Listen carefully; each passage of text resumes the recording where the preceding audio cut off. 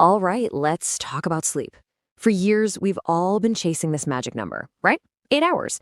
But what if that's not the full story? What if the real secret to better health isn't just about how long you sleep, but when and how consistently you do it? Today, we are diving into the new rules of sleep, and honestly, they might just change everything for you. So, that big question, is 8 hours of sleep really the be all and end all? It's the number that's been hammered into our heads forever. It's supposed to be the gold standard for a healthy life. But is it? Let's really dig into that. Because, there's this incredible wave of new research coming out, and it's suggesting that our obsession with hitting that 8 hour mark might actually be making us miss something way, way more powerful for our health. Okay, look at this. This slide lays it out perfectly. A huge study found that the person on the right, the one getting a regular, consistent 6 hours of sleep, actually has better health outcomes than the person on the left, who's getting a chaotic 8 hours. So it's not just about the quantity, it's about the quality, and maybe most importantly, the consistency. I mean, the researchers behind this said it best. They said, sleep regularity may be a simple, effective target for improving general health and survival. Think about that. Just going to bed and waking up around the same time could be one of the single most effective things you do for your health. Simple, but powerful. So, why does this matter so much? Well, one of the biggest reasons is the link between sleep and our mental health. And it turns out this connection is way stronger than we ever thought. It's not just a nice to have, it's fundamental. And we know this because of some seriously heavy-duty science. We're talking about a massive meta-analysis from the National Institutes of Health that looked at data from over 8,600 people. This wasn't some tiny study. This was a comprehensive review of dozens of the best trials out there. And what they found, it was absolutely revolutionary. For decades, the assumption was, oh, you have poor mental health and that's why you can't sleep. But this review completely flipped that script. It found that improving your sleep causes a direct improvement in your mental health. It's a one-way street. And guess what? Sleep is in the driver's seat. And these effects were big. We're talking significant, measurable improvements. When people improved their sleep, they saw a medium-sized drop in symptoms of depression and anxiety, and a really notable reduction in stress. These are life-changing results, and they all started with just sleeping better. So here's the kicker.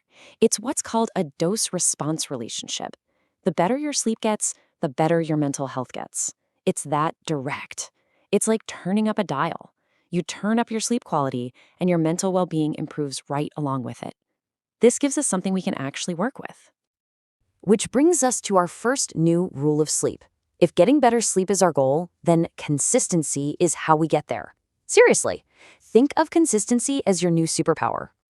The fancy scientific term for this is sleep regularity. But it's a really simple idea. It's just, how consistent are you with your bedtime and your wake-up time day in and day out? And yeah, that includes weekends.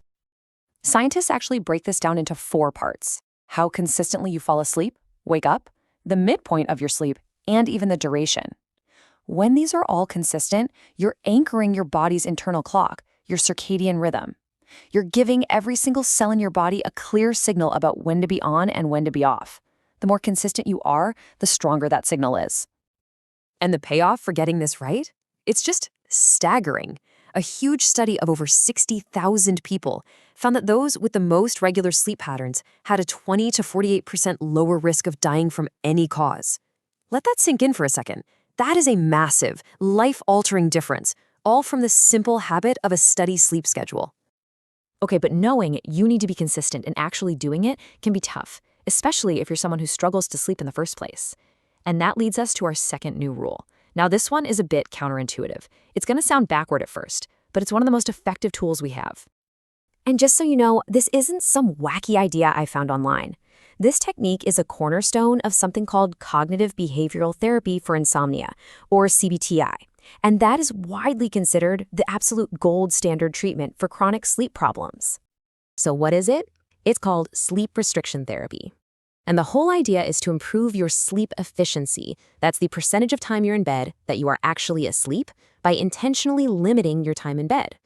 You basically stop lying there awake, tossing and turning, trying to force sleep to happen.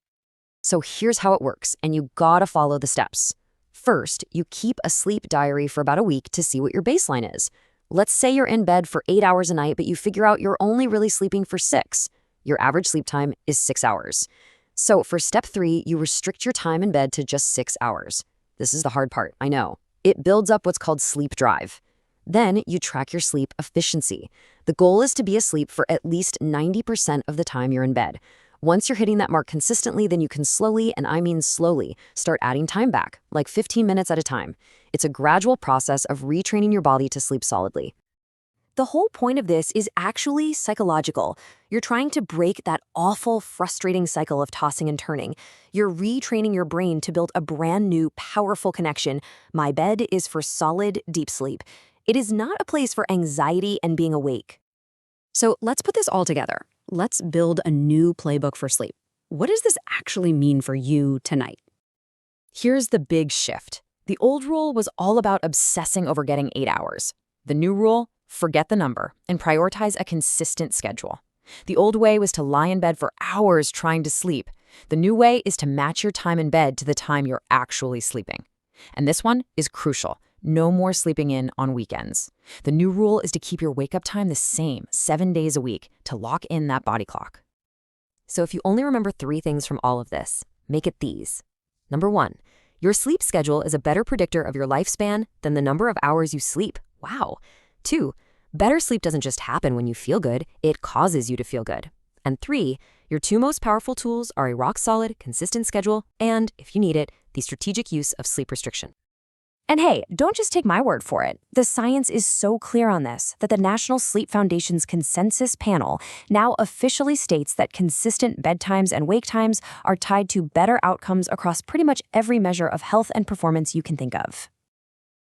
So that all brings us to one final, simple question. You don't have to change everything all at once, but based on what we've just talked about, what is the one small change you can make starting tonight to put these new rules into practice?